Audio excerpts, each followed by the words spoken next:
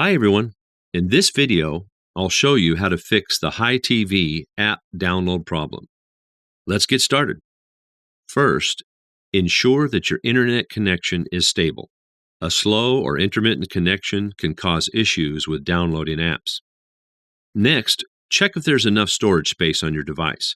If your phone is running low on space, try clearing some unnecessary files or apps. After that, go to the App Store or Google Play Store, search for HiTV, and try to install the app again. Another thing to check is whether your device is compatible with the app. Visit the app's page in the store to ensure it supports your phone's model and operating system version.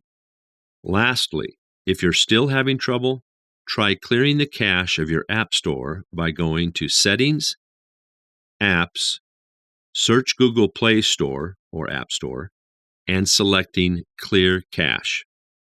And that's it. You've successfully fixed the HiTV app download problem. If you found this video helpful, don't forget to like and subscribe. Thanks for watching, and I'll see you in the next video.